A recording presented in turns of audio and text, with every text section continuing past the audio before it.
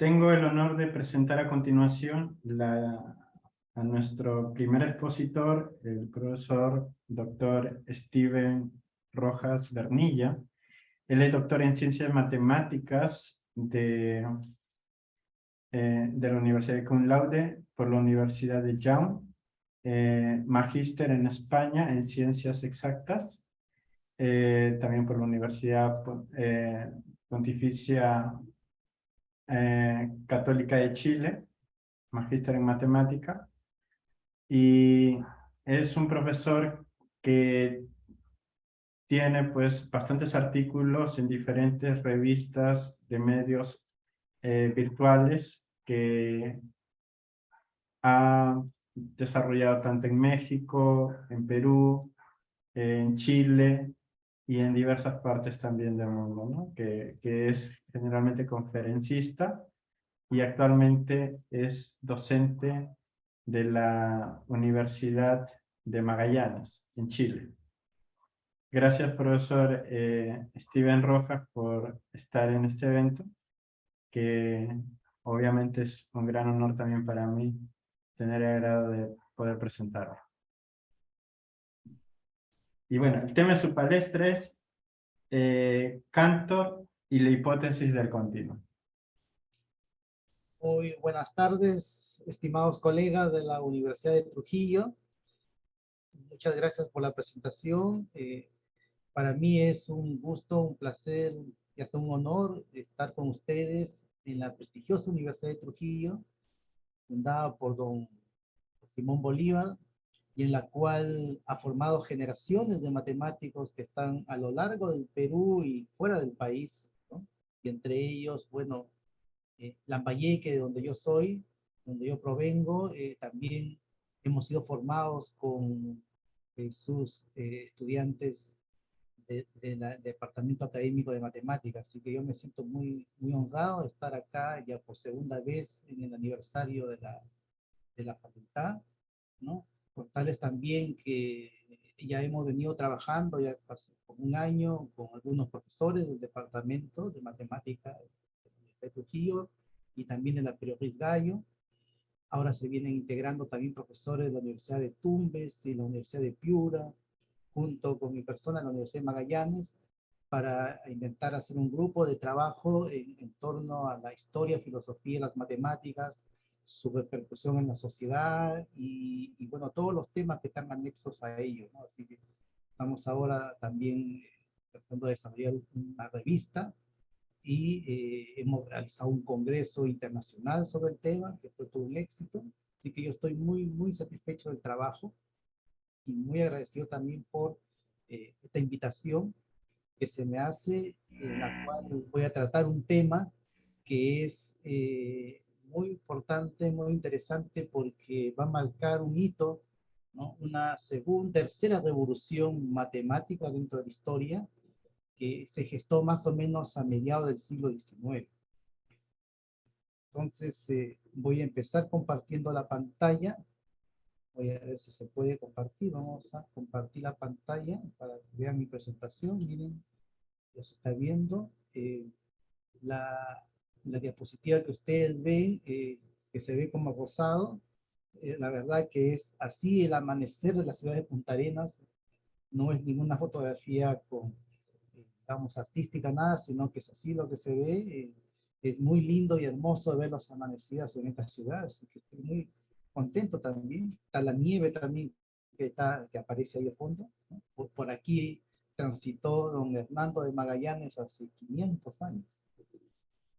Pero bueno, me convoca hoy día comentar, hablar sobre Cantor y la hipótesis del continuo.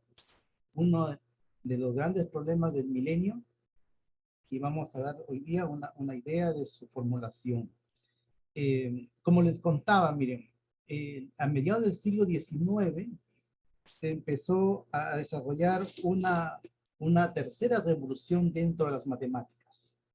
Una revolución que más o menos terminó en los primeros años del siglo XX, ya con la instauración de la corriente filosófica del formalismo, en la cual nosotros hemos sido formados, nuestros maestros han sido formados, y todos los matemáticos que conocemos y los libros textos que hemos estudiado, están dentro de esa corriente filosófica del formalismo, ¿no? Eso nos estructuró así nuestro cerebro David Hilbert, de quien también vamos a hablar hoy día.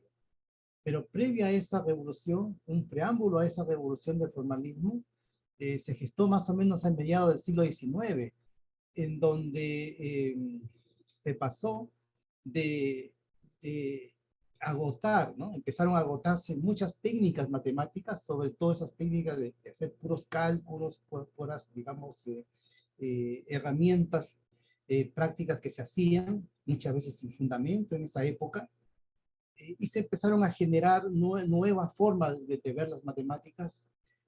Nacieron las geometrías euclidianas, por ejemplo, en esa época. Nació la teoría de grupos también en esa época, pero todas esas nuevas matemáticas, esos nuevos mundos que se abrieron, fueron posibles por una idea genial que tuvo Riemann, el famoso matemático Riemann, más o menos también igual a mediados del siglo XIX, que fue el primero en establecer esa idea de formar conjuntos en las matemáticas, ¿no? Esa idea de establecer un conjunto de puntos, un conjunto de objetos geométricos en las matemáticas aparecieron en esa época, y justamente fue Bernard Riemann quien después con esa idea empezó ya a deslumbrar lo que hoy día conocemos como la geometría riemanniana, geometría diferencial y todo lo que uno conoce, ¿no? De los cursos de matemática. Pero tenía sus limitantes esa idea conjuntista, ¿no?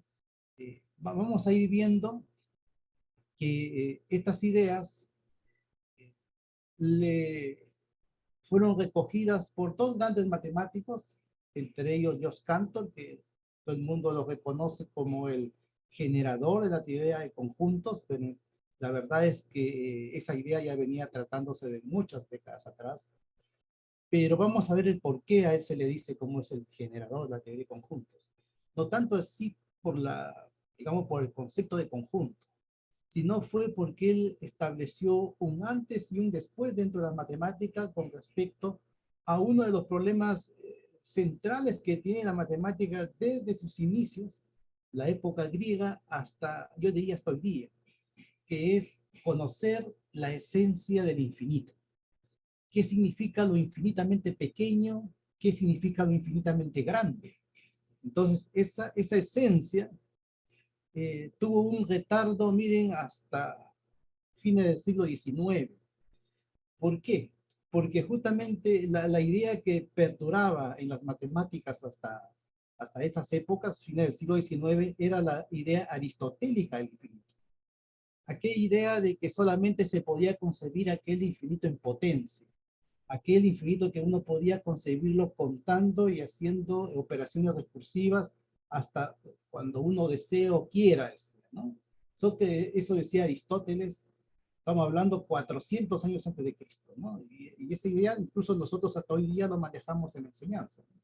En la enseñanza, cuando generamos un segmento de recta y lo prolongamos hasta donde uno pueda lograr alguna intersección, esa es la idea aristotélica del infinito en potencia.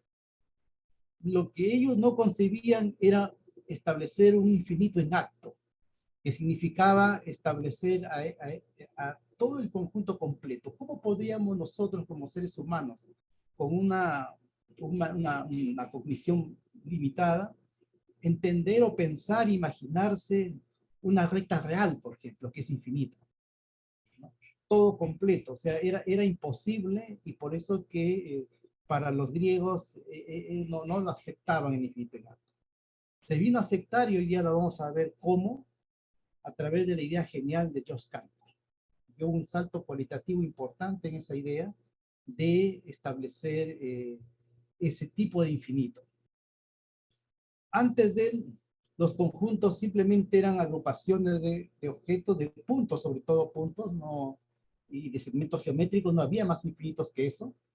No había los espacios abstractos. Eso se vino generando justamente por instalar este concepto de conjunto ya más abstracto, pero lo establece, digamos, siempre a través de ciertas propiedades que puede establecer esos elementos de ese conjunto.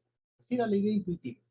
idea intuitiva que llegó incluso hasta principios del siglo XX, ¿no? E incluso puedo decir que ahora hasta en enseñanza universitaria le decimos así a los alumnos, cuando en realidad eso no es tan así y eso ya se superó hace tiempo, pero lo vamos a ir comentando acá, ¿no? Entonces, ¿por qué Jos Cantor se dedicó al infinito? ¿No? Aquí hay un tema interesante porque uno a veces piensa, un matemático ve un problema así abstracto y se pone a pensar y a repensar ese problema abstracto. Muchas veces no es así. Muchas veces vienen de problemas prácticos y concretos, como apareció en esta idea del infinito. Entonces, eso era, digamos, la noción en esa época. Vamos ahora a ver cómo nace este infinito en acto y por qué Jos Cantor se dedicó a estudiar el infinito. Fue a través de su tesis doctoral. Miren, aquí ya, me estaba olvidando de Richard Dedekind, que es también otro, son los dos personajes, la verdad, que manejaban ya en infinito, perdón, los conceptos conjuntistas, similar a lo que ahora enseñamos en las clases, ¿no? Pensando siempre que deba cumplir una cierta propiedad, extraer simplemente en un conjunto de números que establezca cierta propiedad, le llamaban así agregado, conjunto, variedad, también era el nombre que le daba tanto, ¿no? Pero, como dice acá, tenía un limitante. Solamente se pensaba en colecciones de números o de puntos geométricos, nada más. Nada más, no eso de ver, no sé, pues a las funciones como conjunto o ver cosas así, eso nace de a poco con una evolución ya de las matemáticas en las próximas décadas que ya vamos a ir viendo, pero hasta ese momento era así, ¿no? Muy similar a lo que uno enseña y vamos a ver que esto tiene sus problemas que justamente por eso nace el formalismo, para digamos, superar estos problemas que tenía esta concepción de conjuntista que manejaban estos dos matemáticos, ¿no? Entonces, bueno, volviendo a Cantor, ¿por qué él estudió el infinito? Bueno, Cantor dio un salto conceptual, todo empezó en 1877, a fines del siglo XIX, ¿no? Su director de tesis, un matemático brillante alemán, Eduard Hegel, ya había demostrado una cosa que ya se había estado planteando, que lo había planteado ya Joseph Fourier. Conocemos nosotros que Joseph Fourier fue uno de los que modeló la ecuación del calor a través de esas series. Uno conoce las famosas series de Fourier, pero que en el momento histórico que él lo hizo, no existía la concepción de función que uno maneja hoy día y lo hacía muy intuitivamente. Era un matemático muy práctico, Fourier, no era un matemático así puro, no, era muy práctico. Y él siempre decía aquí, digamos, un desarrollo de una función continua debería ser una combinación de otras funciones que sean del mismo comportamiento como los senos y cosenos. Entonces él pensaba así, no le daba ninguna restricción, ¿no? Eh, por lo tanto, aquí el tema de saber si esa representación de esa función es única, esa representación por serie de Fourier es única, representaba un problema que el profesor Edward Hegel ya lo había resuelto, pero para un caso muy particular, ¿no? Él había probado que efectivamente esa representación es única, siempre y cuando el gráfico de esa función no tenga punto de discontinuidad, o sea, sea una función continua en cada periodo, o al menos tenga puntos finitos de discontinuidad, ¿no?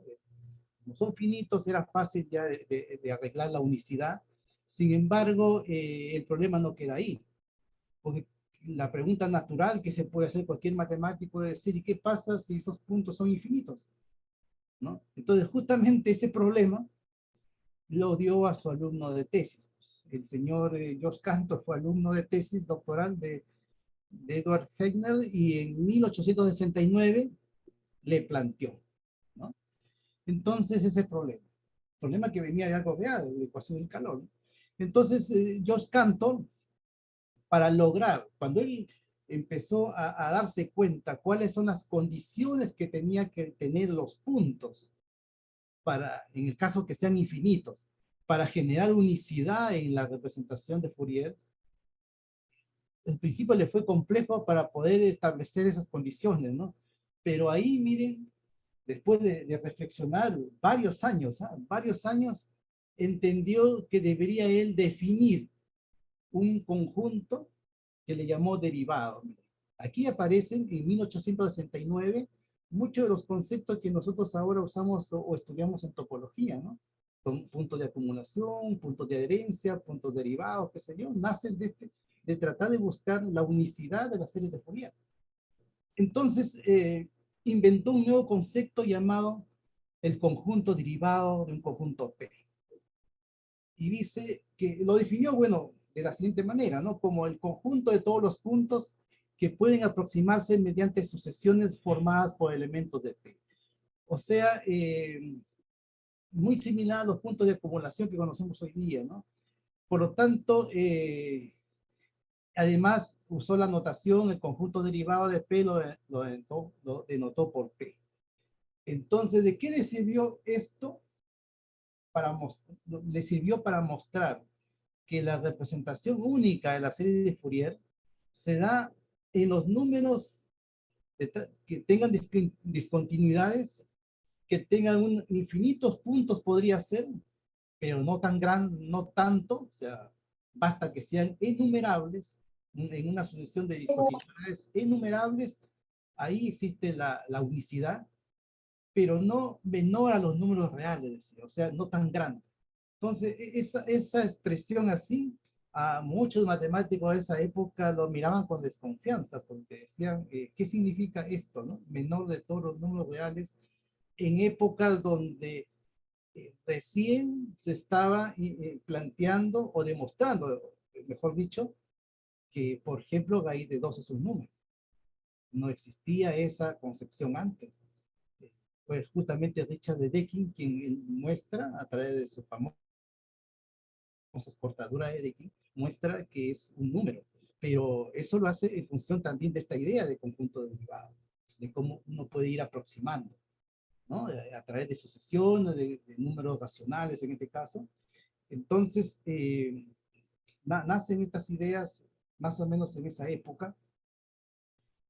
Entonces, el problema no queda ahí, porque hasta este momento solamente nacen este nuevo concepto, nuevas cosas de topología conjuntista que acabo de mencionar, pero esto de decir que es menor que todos los números reales era una cosa que es como que uno intuitivamente piense que todos los conjuntos infinitos son del mismo tamaño, y por lo tanto no tiene sentido decir cuál es mayor, cuál es menor, qué sé yo. Así se pensaba en esa época, ¿no? Y eso se encargó de aclararlo. Y fíjense, aclarar esto significó resolver el problema del infinito en acto. Nace el infinito en acto resolviendo este tema. Y lo vamos a contar ahora por qué, cómo nace, ¿no? Primero, una observación que mismo Cantor hace en sus artículos de investigación de la época, ¿no? Si ese conjunto de puntos es el conjunto de los racionales, ¿cuál sería su derivado de ese conjunto de los racionales? ¿No? Todos los puntos que están, los hoyos que tiene los digamos, en esa recta, lo cubren los irracionales, por lo tanto, todo eso va a ser los reales, va a ser, digamos, el conjunto derivado. Entonces, al pensar de que al tener un conjunto, le aplico la definición de derivado y nace ese otro conjunto, que en este caso ya es los reales, es la primera idea que tenemos de infinito en acto. Nadie se había atrevido a pensarlo así, porque la mente antes de estos años era totalmente geométrico. O sea, la recta lo vemos así, y ahí no lo podemos pensar hasta el día de hoy. Pero sí lo podemos pensar en términos de representación, como lo está haciendo ahora el mismo Cantor, ¿no? Entonces, nace el infinito en acto. Desde ese momento ya hasta el mismo Cantor no lo quería, lo que estaba mirando ahí. Pero eso no queda ahí. Sigue, mire la situación, miren. ¿Qué pasa si yo tengo ya el derivado de P', y después inmediatamente pienso en el derivado de ese conjunto? Otro conjunto en acto. El segundo derivado, el tercer derivado, muy similar ya al pensamiento más moderno de la topología, ¿no? Entonces, incluso No siempre un derivado me va a dar otro conjunto diferente del nulo. Aquí él mismo dio este ejemplo, por ejemplo, el 0, 1, 2. ¿Qué sucesiones podían estar acercándose del mismo P? Ahí como son discretos, no hay ninguno, por lo tanto su derivado es 0, ¿no? O sea que, o también pensar que en algún momento, cuando uno pueda seguir calculando los números derivados, en algún momento también se podría anular. Todas esas cosas fueron pensando fue pensado por Cantor. Incluso él encontró un bonito ejemplo. Ustedes habrán visto los famosos conjuntos de Cantor, ¿no? Que se hacen los cursos de topología. Él encontró que, o sea, teniendo un conjunto P y podía sacar los derivados las veces que quisiera y no se anulaba. Entonces, la pregunta es muy similar cuando uno tiene, por ejemplo, la raíz de 2, ¿no? Y empieza a aproximarlo en 1.4, 1.41, 1.41, 42 y así sucesivamente, pero esto en términos de conjunto, ¿no? O sea, es como que la idea se está acercando a algo que tenemos conciencia que en algún momento va a estar ahí, y que lo denominó él P infinito, así lo denominó Cantor. Y una vez que él concibió esa idea, se preguntó cuál será el derivado de ese conjunto. Muy difícil la pregunta, ¿no? Lo denotó ahí, así como ustedes ven ahí, P infinito más 1, y empieza la barrera psicológica.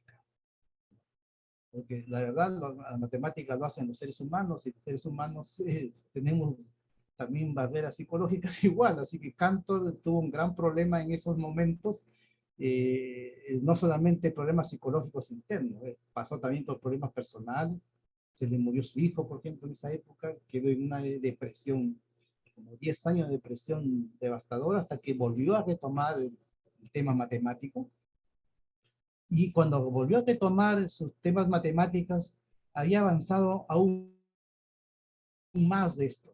Vamos a seguir. 1883 renace de nuevo Cantor y publica este artículo que es de los artículos históricos del nacimiento de la teoría de conjunto, ¿no? Y dice fundamentos para la teoría general de variedades. Variedades, por si acaso, es el sinónimo de conjunto en la época, ¿no? No tiene nada que ver con concepto de variedades diferenciales que se hace hoy día. Entonces, y nace lo que él llama un número ordinal, que viene a ser una especie de generalización de los naturales, del conjunto de los naturales.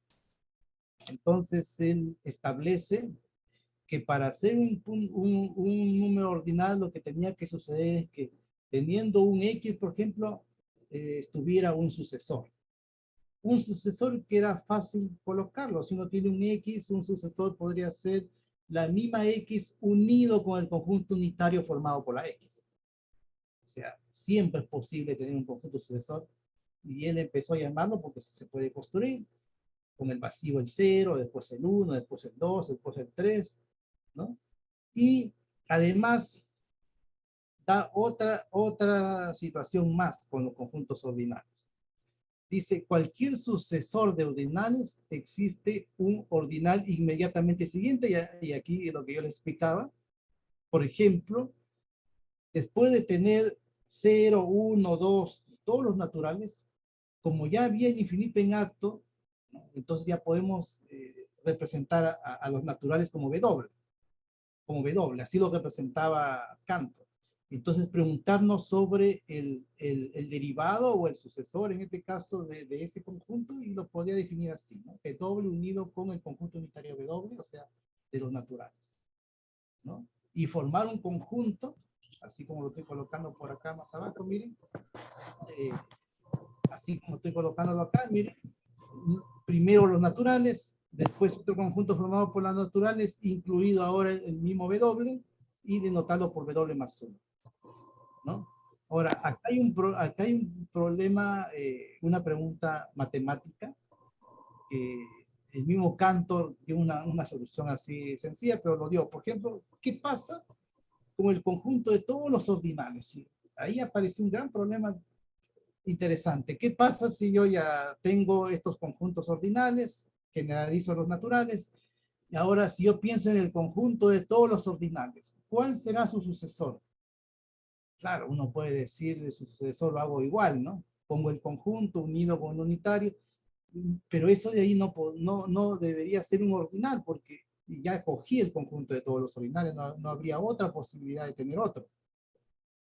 Cuando eso se le planteó a Cantor, Cantor dijo, ¿sabe qué? Pónganle en la tercera condición que excepto el conjunto de todos los ordinales, eso no funcionará acá. Así, dio una solución así, pero que la verdad no era satisfactoria, ¿no? Y eso de ahí se fue solucionando después ya con el formalismo matemático, ya en el siguiente siglo, ¿no? Entonces, pero la idea, miren, continúa, porque así como yo tengo el W más 1 acá, uno podría seguir agregando los sucesores, W más 1, por ejemplo, acá de nuevo, y lo denota él como W más 2, o sea, es una simbología nomás para no estar escribiendo todo esto, ¿no?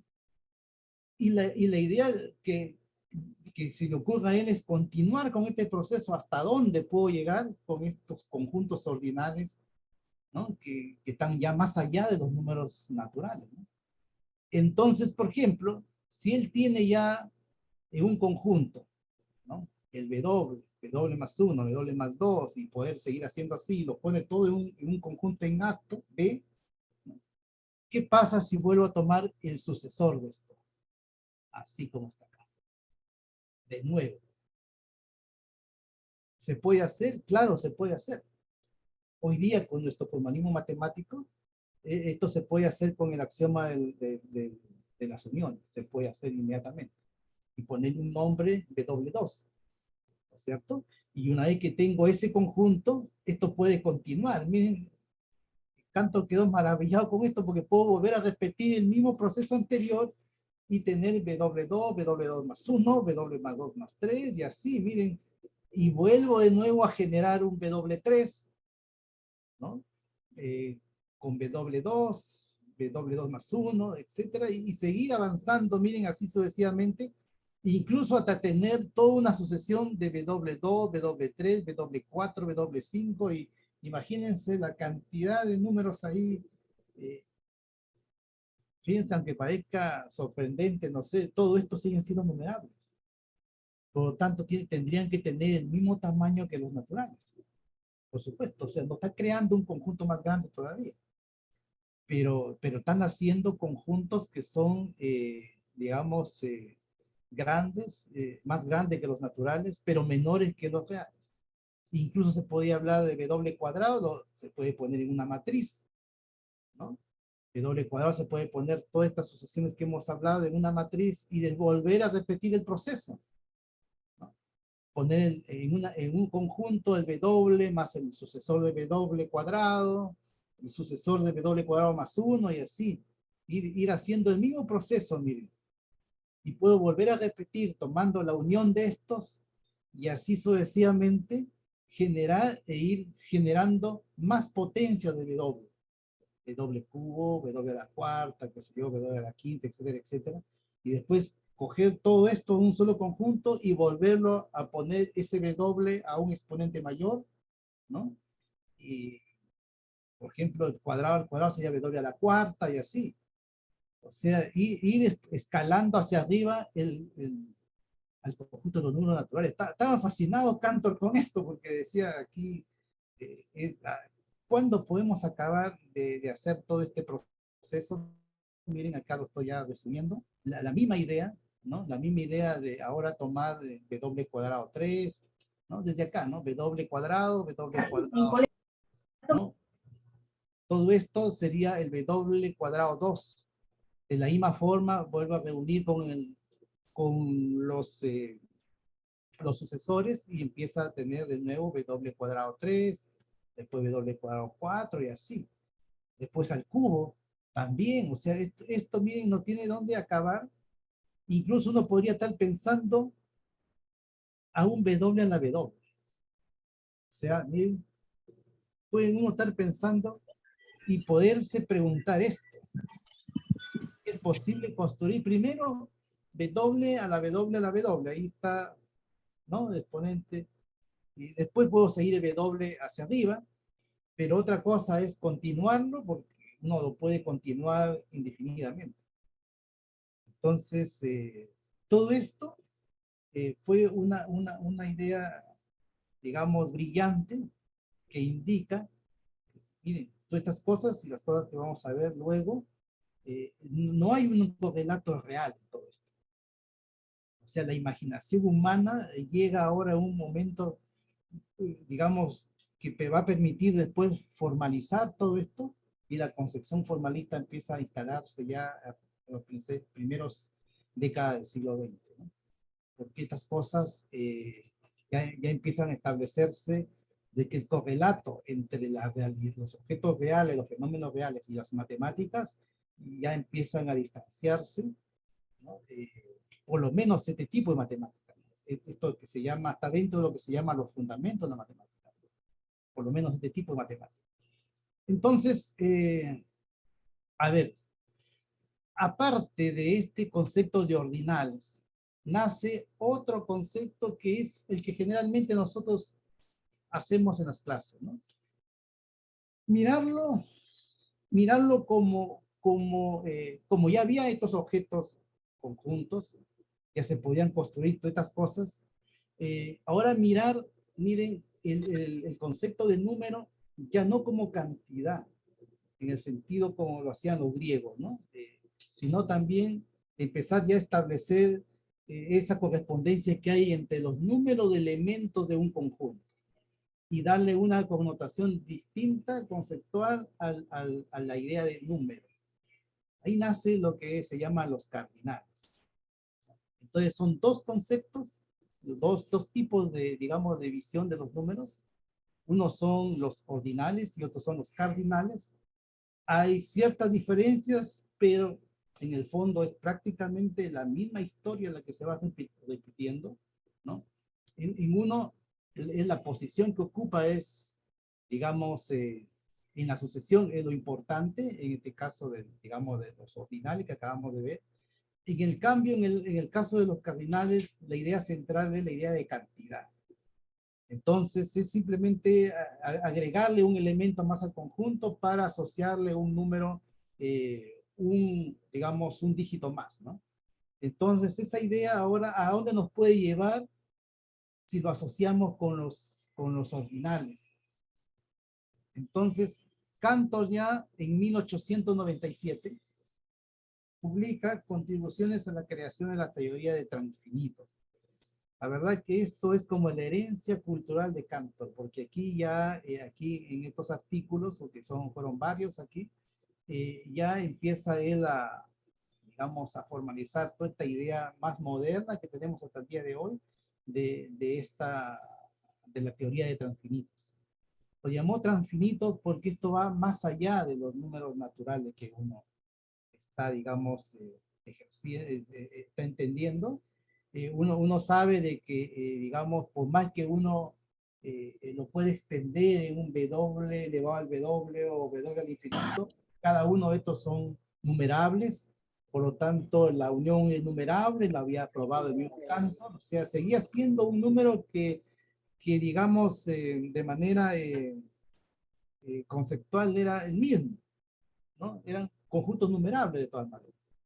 Entonces, pero ese tipo de infinitos, desde el punto de vista ya de la cardinalidad, le llamó al sub cero, la cardinalidad de los números naturales. Y se dio cuenta que aquí había una aritmética bastante distinta a la que uno podría imaginarse, ¿no? Si yo le agrego a los naturales, por ejemplo, 1, sigue teniendo la misma cardinalidad. Si le agrego 2, sigue siendo la misma cardinalidad. Si le agrego cualquier conjunto numerable, sigue siendo la misma cardinalidad, o sea, sigue siendo al sub cero. O sea, la aritmética, como ustedes ven acá, es muy diferente a la aritmética que uno conoce, ¿no? Ahora, eso le llamó cardinal de tipo 1. Cardinal de tipo 2 va a aparecer el similar a lo que eran los ordinales cuando uno hacía el conjunto formado por los sucesores, ¿no? Y a ese le llamó al sub 1. Y él podía continuar sucesivamente. Pero ¿qué pasó en ese transcurso, no? que este al sub 1, ¿ya? Resultó conjeturarse de que debería tener el cardinal del conjunto que le sigue el tamaño, digamos, a los naturales o a los enumerables. Y en ese otro conjunto que, digamos, se pensó, fueron los números reales. Pero ahí va a haber un problema, ¿no? Justamente esa idea nace esta conjetura, que el mismo Cantor lo planteó años atrás en realidad, pero que después lo escribió de esta forma, ya con los cardinales, en donde él no encontraba, o sea, no lo logró encontrar nunca en su vida, ¿no? Hasta el día de hoy nadie lo ha encontrado, o sea, un conjunto que tenga una cardinalidad intermedia entre los naturales y los reales. ¿Ya? La cardinalidad de los naturales es lo que él llamó al sub 0. Y acá era el candidato de ser el ad sub 1. No había más grandes, pero intermedio. ¿Qué cosa hay?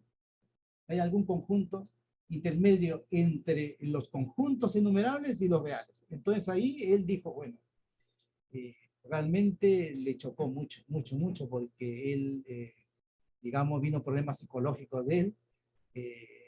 También estuvo asociado mucho a sus creencias religiosas fuertemente, ¿no? Era un cristiano, una persona que tenía mucha fe, e incluso llegó a pensar que todas estas ideas que le venían de Dios, digamos, y que él, cuando él entendió lo que era el infinito en acto, o sea, se sintió como que Dios le había revelado una verdad que solamente Dios podía imaginar, ¿no? Entonces, es interesante ver la historia de Cantor, pero aquí, miren, para continuar con la hipótesis del continuo, el primer problema de Hilbert. Hilbert, ya lo hemos comentado, es la persona que nos ha estructurado todo nuestro cerebro con el formalismo.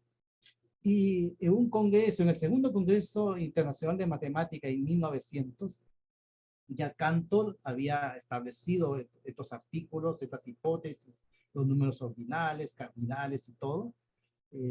Tenía una relativa aceptación por el mundo matemático porque gracias a esas ideas también empezaron a nacer ya los espacios abstractos, los espacios métricos, las topologías, cosas así que antes no se podían concebir. Porque recuerden lo que habíamos dicho, o sea, la idea de conjunto era simplemente números y puntos geométricos, nada más. Entonces esa idea fue evolucionando.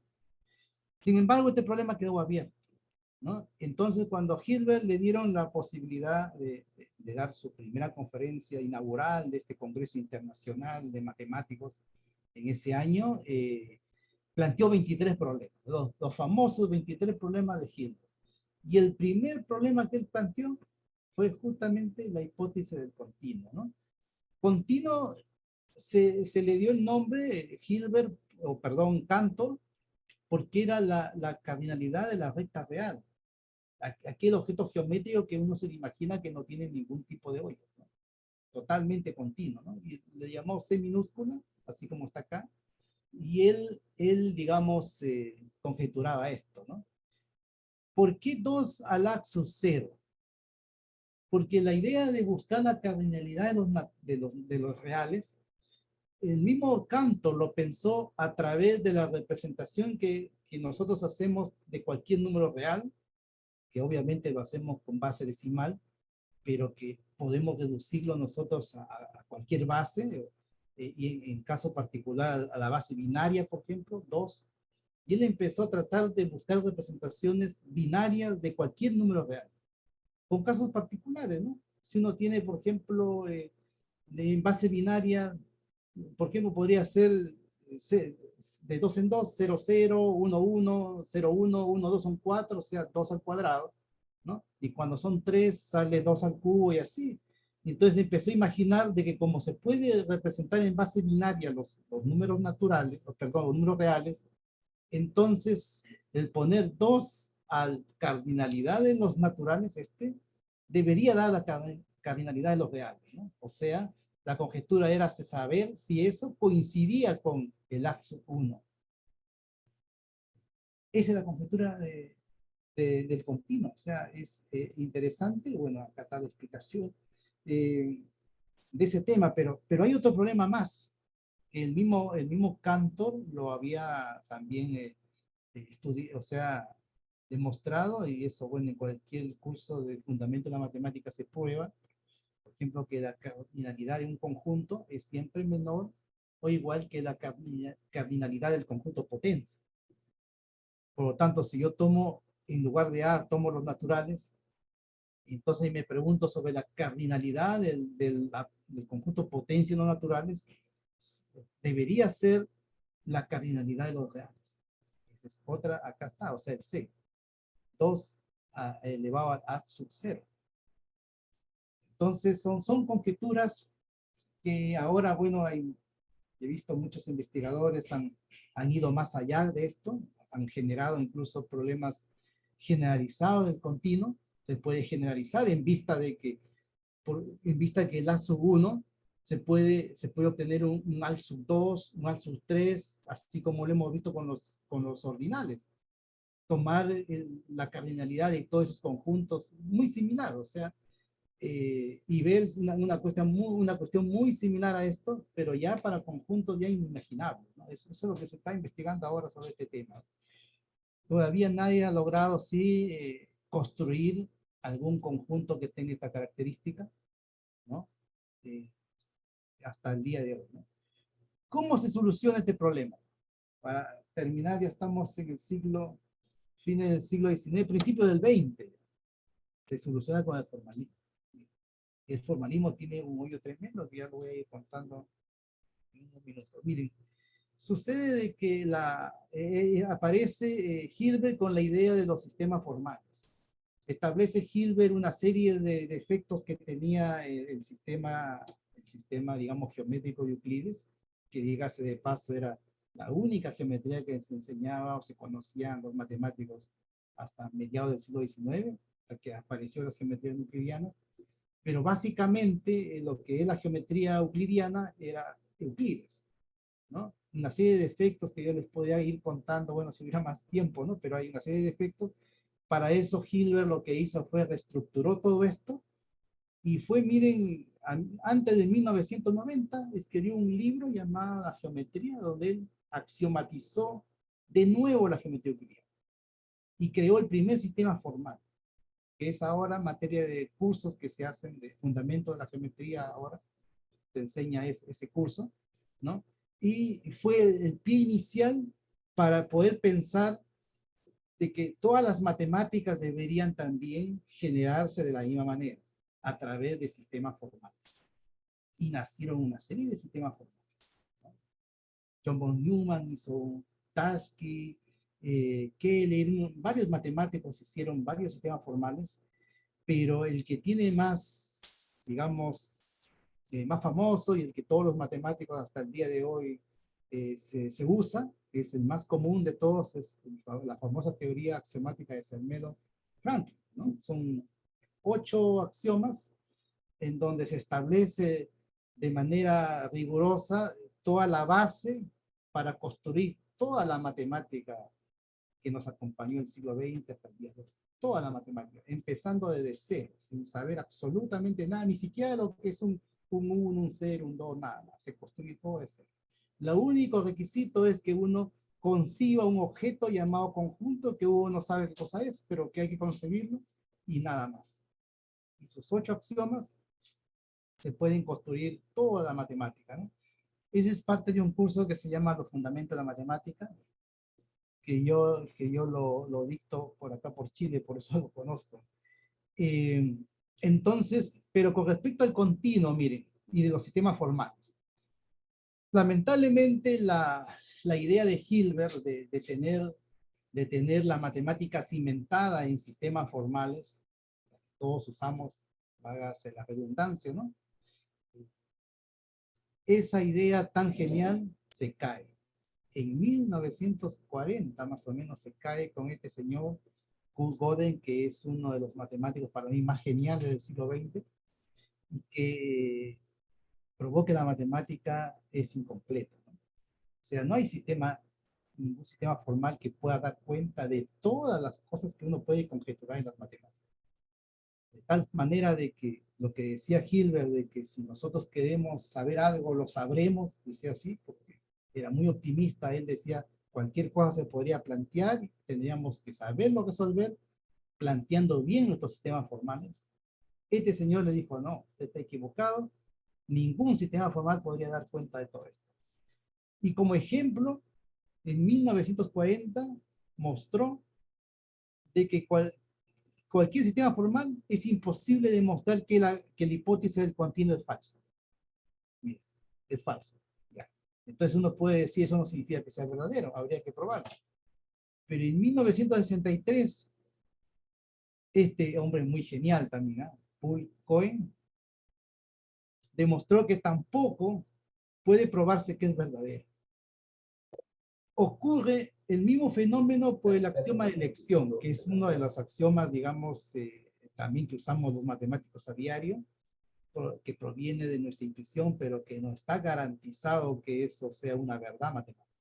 Se usa más que todo por fe, ¿no? Se usa. Y el axioma del continuo, como ustedes observan acá, en la hipótesis del continuo, no es posible probar que es verdadero o falso, pero por lo menos en el sistema formal que tenemos de CERMEL.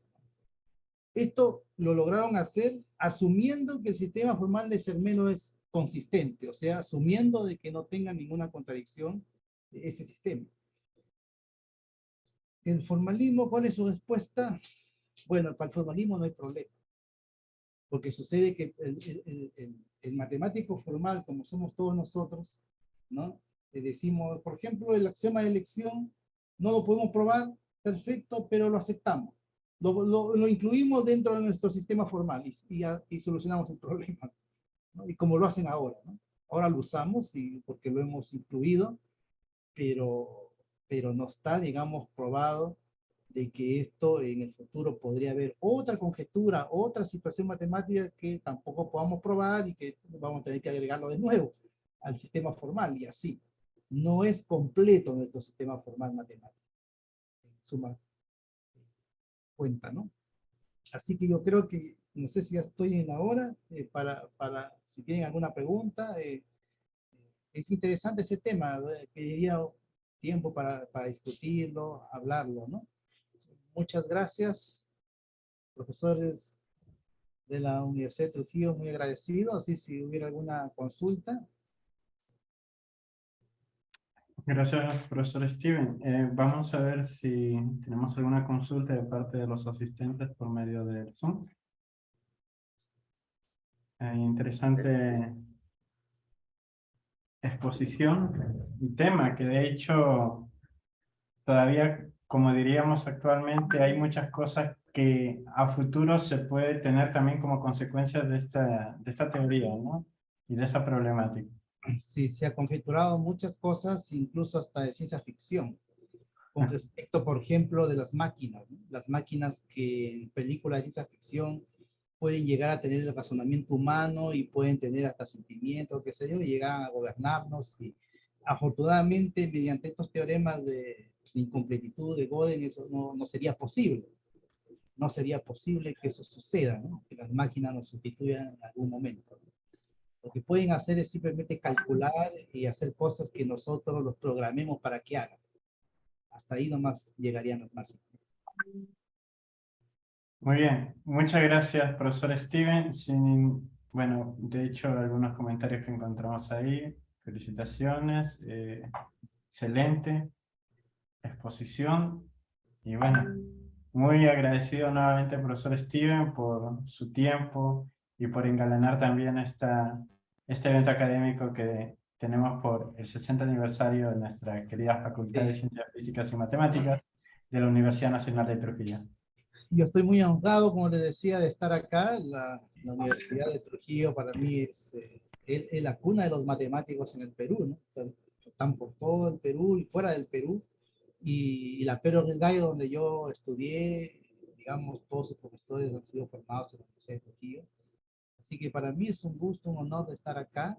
y poder compartir con los colegas, ojalá en algún momento de manera presencial, poder conversar de estos temas, ¿ah? Y estos y muchos otros temas que son interesantes para conocer también el trabajo de lo que hacemos como matemáticos. Tenemos una característica, una forma, una visión de ver las matemáticas, producto de nuestra formación, pero todo eso tiene una explicación. No siempre un matemático fue como lo es ahora, ahistórico, afilosófico, no conoce más que su disciplina así en sí. No, Cantor era un conocedor. Cantor, imagínense que él se daba el lujo de hacer, digamos, investigaciones sobre Shakespeare. Él demostró de que Shakespeare no había escrito nada de lo que escribió y fue Bacon, o sea, era un hombre con alta cultura. Hilbert también, los matemáticos del principio del siglo XX eran hombres eran filósofos, conocían de muchas cosas, pero justamente fue el mismo Hilbert el que nos dijo, no, ustedes no necesitan saber nada, ni de historia, ni de filosofía, nada, porque acá tengo el sistema formal. A ustedes no les interesa saber qué es un número real, qué es la matemática tampoco. Lo que ustedes tienen en su sistema, lo aceptan y trabajan encima de eso y se acabó. Y de esa forma, las matemáticas han ido avanzando espectacularmente. Ahora se investiga en todas partes del mundo, ¿no? Pero sin embargo, a nivel de la educación, ha sido tremendamente perjudicial. Bueno, muchas gracias. Profesor Steven, bueno, Sí, compartimos el certificado que luego le estaremos mandando a su correo electrónico. Bueno, a nombre de la comisión organizadora de este evento, tenemos el certificado dirigido a usted, doctor Steven Rojas Bernillas, por su participación en calidad de expositor con el tema Cantor y la hipótesis del continuo en la jornada académica realizada el día 14 de octubre del 2022 en el marco del 60 aniversario de la instalación del primer Consejo de Facultad de Ciencias Físicas y Matemáticas con una duración de 10 horas académicas. Muchas gracias nuevamente, profesor Steven. Un gracias. gusto. Igual Y manera. bueno, esperemos encontrarnos en otra oportunidad también en otro evento. Perfecto. Muchas gracias, profesor. Gracias.